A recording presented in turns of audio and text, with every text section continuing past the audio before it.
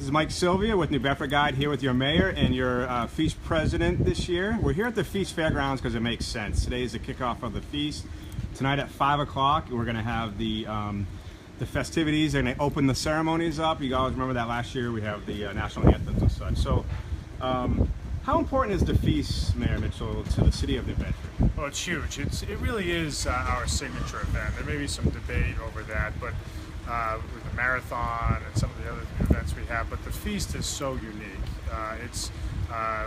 If it isn't the largest ethnic festival in America, it's right up there. We expect a couple 100,000 people this year, and it's only been growing in the last few years. But I think the secret to the feast over the years has been that it's remained true to its roots. It started off by 4 Madeiran immigrants in 1915, and much of their families over the next 100 years kept it going. Even today, grandsons and grandnephews and granddaughters, they're all involved in this stuff. That's what's pretty cool. So it's, we talk about family, we talk about food, of course, and we also talk about Madeiran culture, but they've stuck with it. It's never become honky-tonk. It's always been authentic, and we live in a world now where people are craving authenticity. That's why we keep coming back. So we all have our own feast stories, but it's a very well-run event and very highly coordinated with the city, and the city expends a fair amount of resources supporting it, but it's really the hard work of the Feast Committee that keeps it going. This year,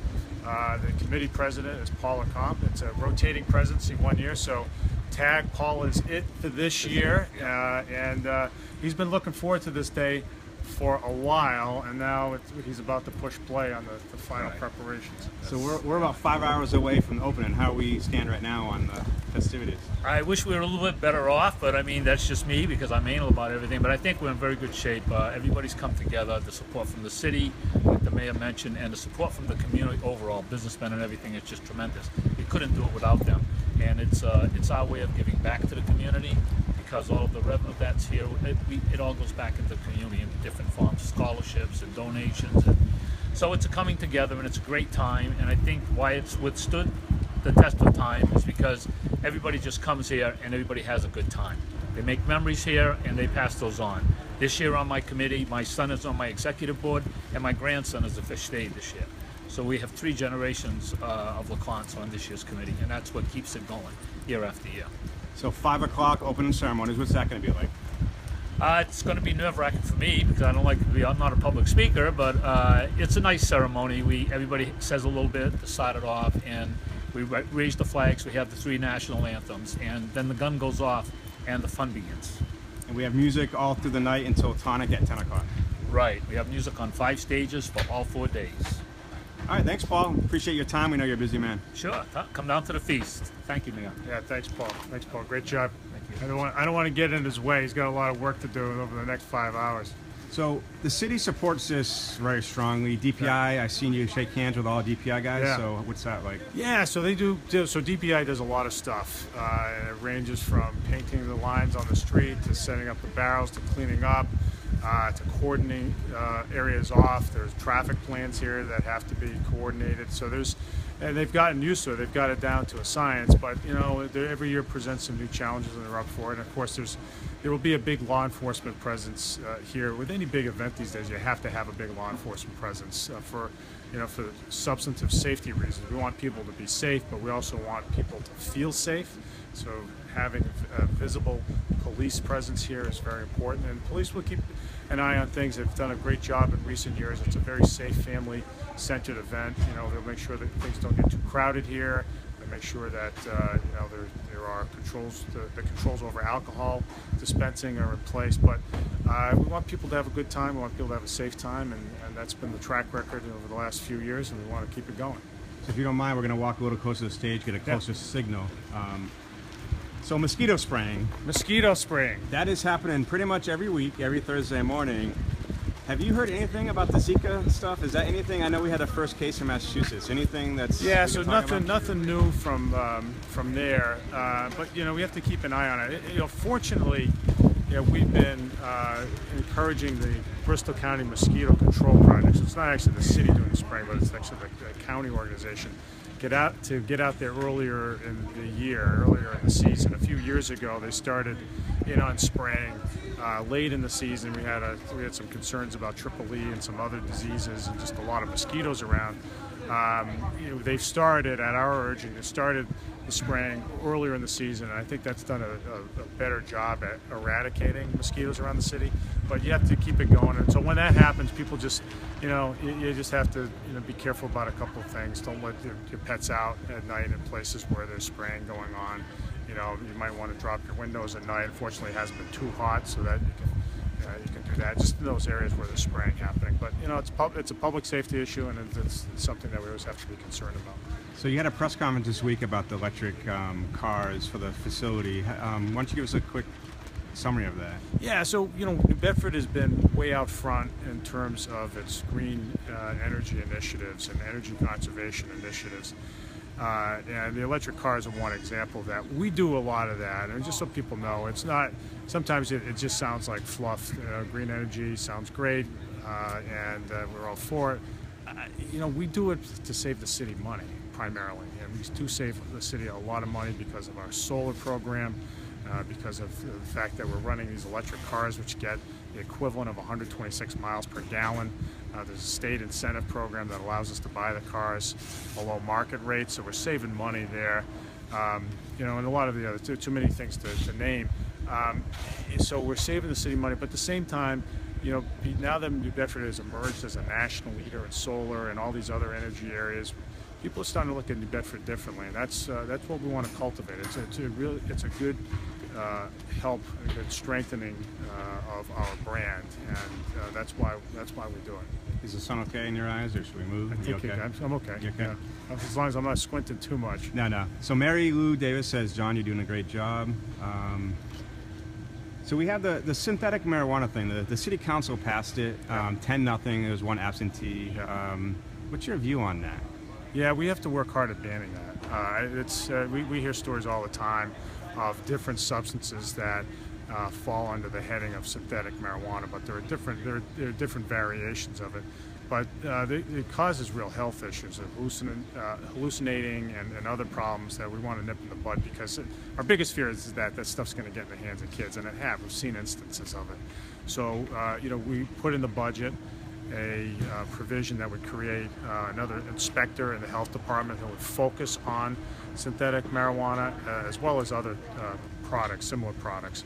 But we really want to nip that problem in the bud. I mean, other communities will deal with it as best they can, but we want to get out ahead of it, so that's what we're trying to do.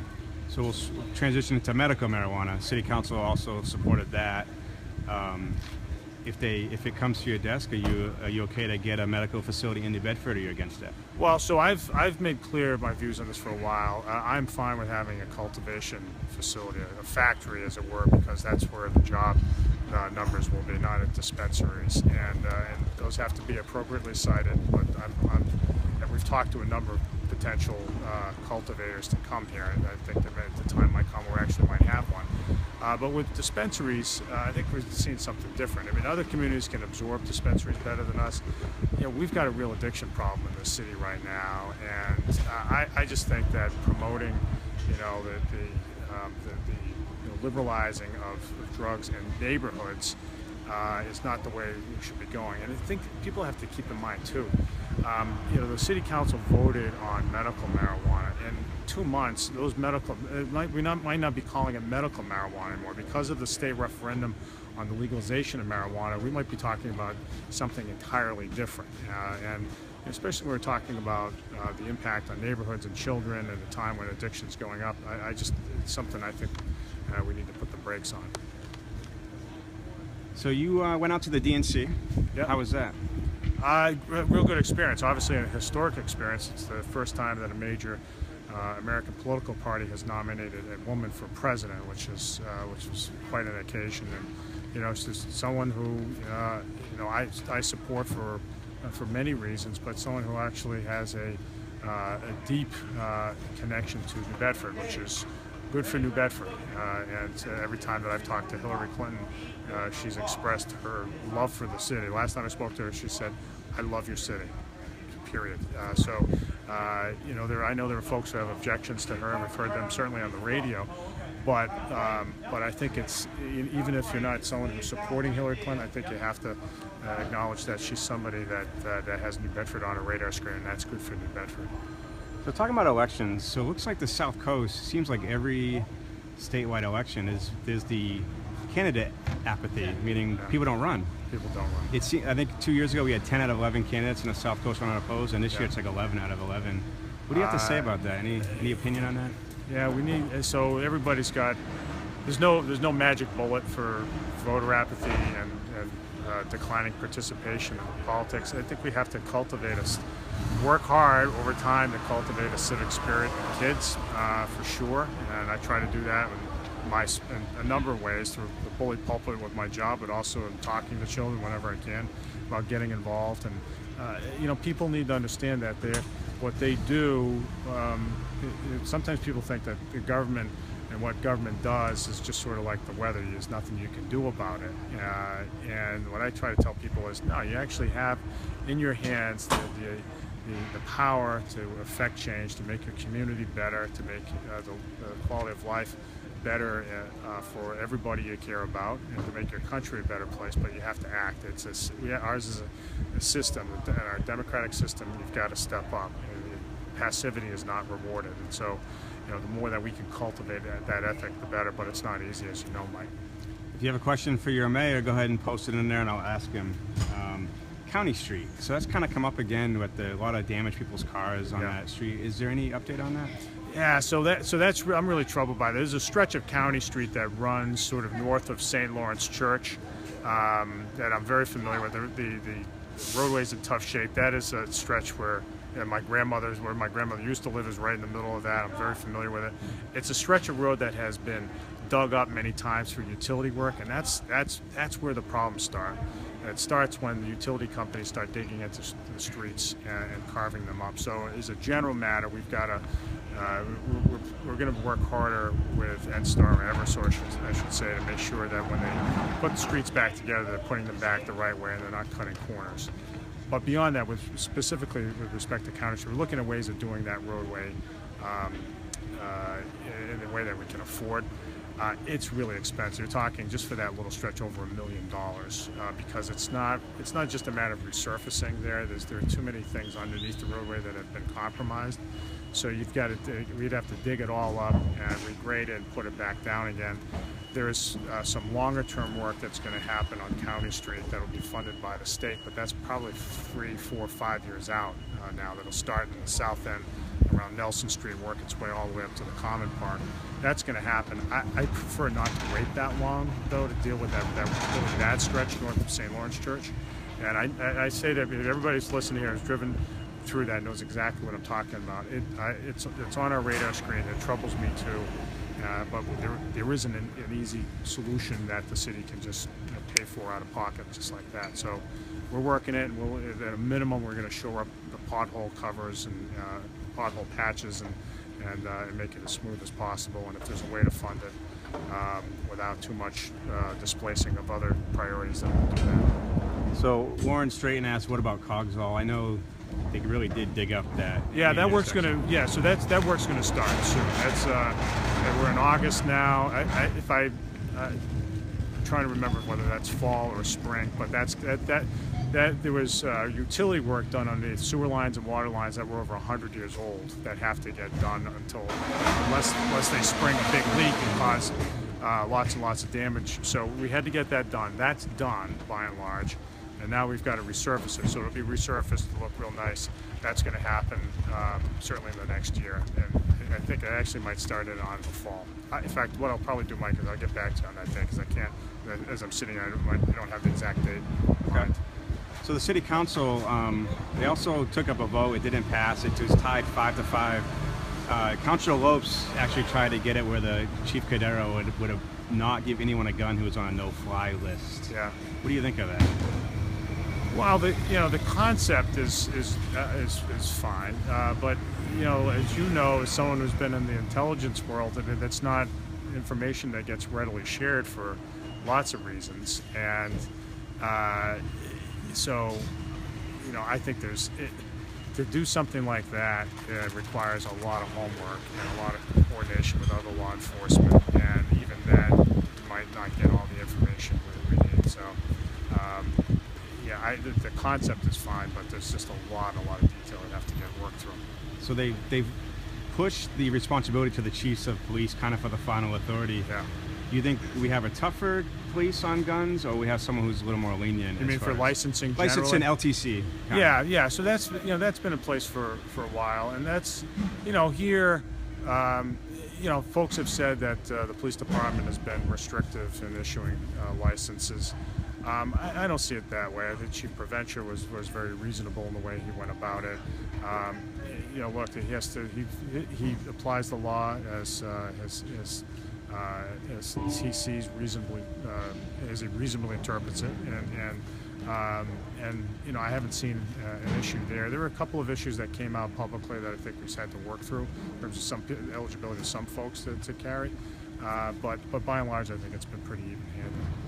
So I've heard a lot of complaints about the meter maids. They're kind of going in the communities. I mean, they've always kind of been there, but sometimes they get a little more stronger enforcement, get the rulers out. What do you have to say about that? Well, I hear that too, and I get that. And people have called up and said, they're doing things like getting too close, finding people for being too close to a driveway, and sometimes there have been tickets that have gone overboard, and we've talked to the traffic division about that to come up with more reasonable ways of assessing whether something's really a problem or not. And I try to, what we try to do is follow the rule of common sense. So look, there's the letter of the law, but if something's not posing a problem, then it's okay. Let me give you an example. There's some people are getting ticketed for parking on the sidewalk. Now, I don't think anybody would argue that it's okay to park on a curb, right? That you don't want that. That's the rule, not only in New Bedford, but everywhere else. But there are some places where there isn't a sidewalk. It's just the side of the road, and people are getting tickets for that. And I think folks have said that's not very reasonable, and so the traffic division has backed off of that. And so if people have gotten tickets for parking on the side of the road where there isn't a sidewalk, they should take it up with the traffic division. Yeah.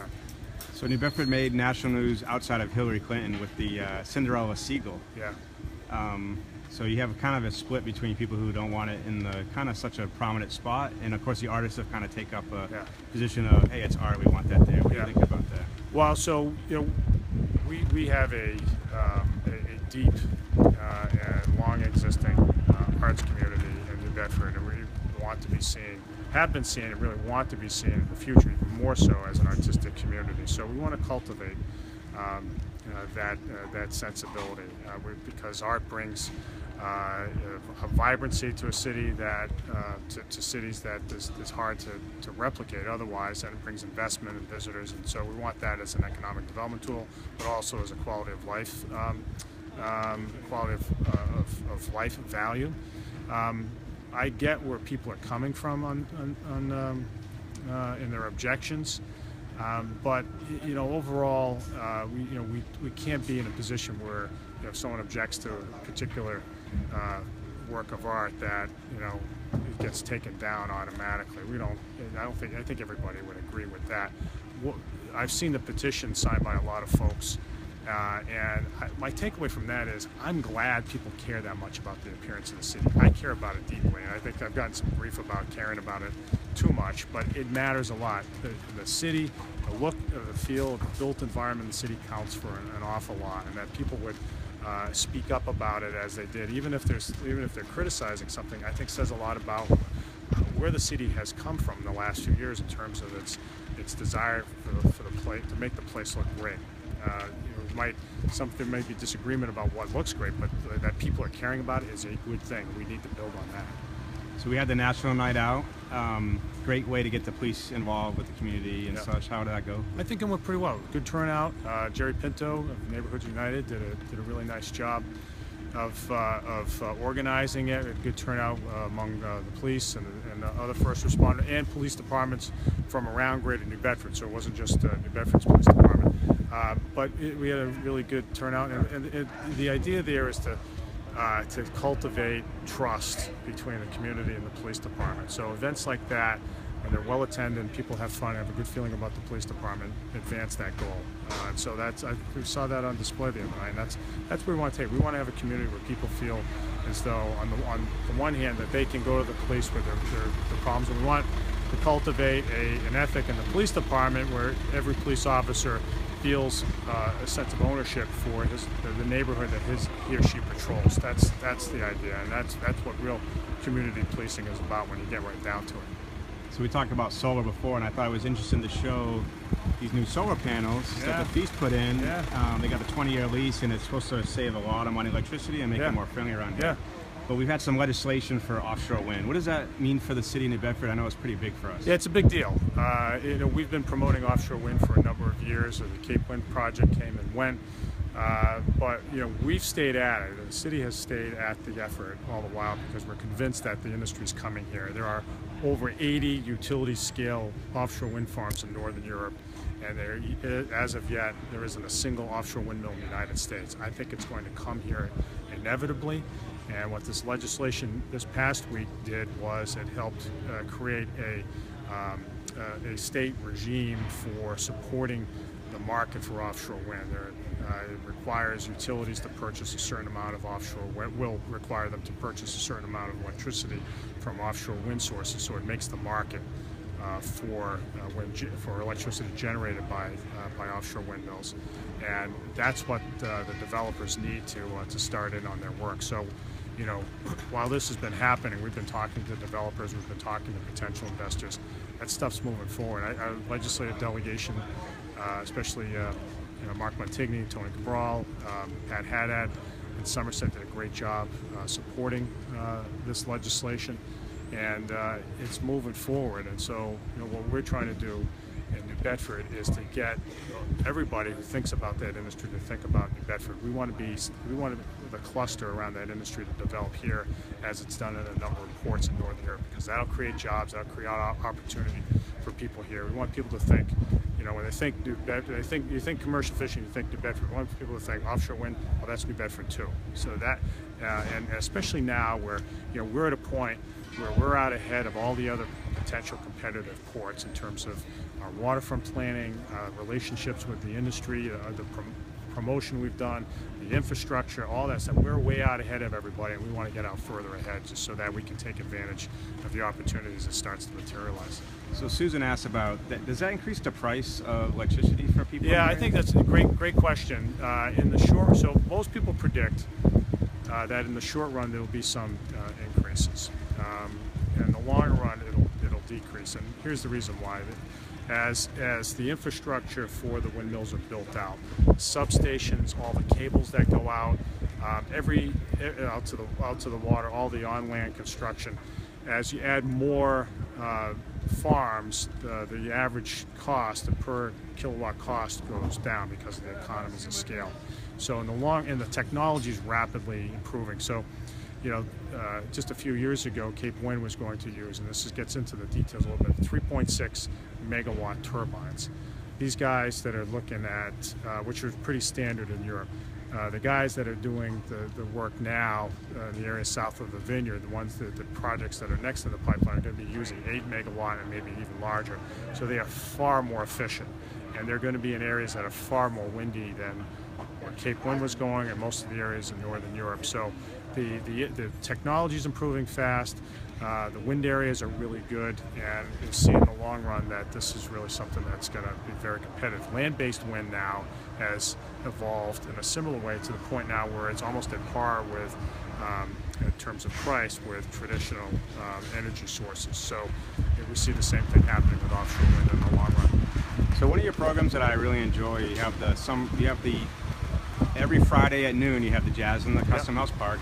6 o'clock on Fridays on the pier. Is that happening tonight with the feast going on? Is it still? Yeah, still going on. So 6 o'clock tomorrow night down on Pier 3. I can't tell you who the band is. Stump me on that, but it's on the schedule. But yeah, we're still having it, and so come on down. You can go there, go to the feast afterwards, and we're doing the jazz concert as well tomorrow. And we tried to get the I think it was the Olympics here for sailing, but instead this weekend we got the Buzzards Bay Sailing Championship That's all weekend at Fort Taber. Yeah, we took a run at the Olympics, which in retrospect made a lot of sense because it didn't cost us anything to do that. And during that process, a couple of years ago, I, for one, and not being a sailor, really got to appreciate just how great, just how optimal the sailing conditions are at Buzzards Bay, especially just off of Fort Rodman. And so we need to take advantage of that. There's a whole sailing circuit out there that would love to come to New Bedford, and that means people at races are coming to New Bedford. It means money's coming to New Bedford. It means more opportunities for us. So what we're trying to take, there is a part of the Buzzards Bay Regatta which has gone on for a number of years now. It's a race that's been that alternates out of the New Bedford Yacht Club in Paidnearham and the Beverly Yacht Club in Marion. Part of it's splintering off these boats that are called 420s. I'm not sure what that represents, but 420s races are smaller boats, and they're going to be doing it out of Fort Rodman this weekend. So people should come check it out, because one of the things that we've tried to sell ourselves on in the area of sailing is not just the sailing conditions, but the ability for spectators to watch it, because if you go down to the fort, you can see it all happening, and that's really unique. And I think we need to take advantage of that, because there's a real good opportunity for our residents there.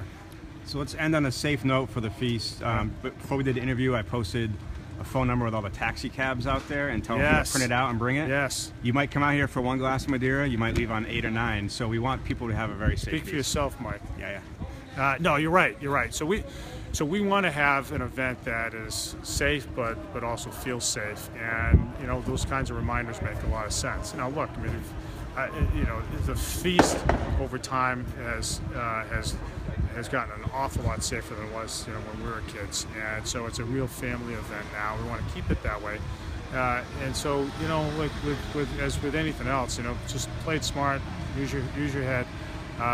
And we'll have a good event this year. We're going to have a big police presence. We have to, as I mentioned before, because big events require that these days. And so the police will be out here in force, so that people can feel that they can bring their kids here. That's the feeling we want to cultivate. Yeah, so come out tonight at 5. Mayor will be here, opening ceremonies, and it's going to be a great weekend. Right, and I might serve you some casserole at some point over the weekend. So. Yeah, you got it. Everyone's Portuguese this weekend. That's right. So. That's right. All right, thank you, Mayor Mitchell, for your time. All right, thanks, Mike.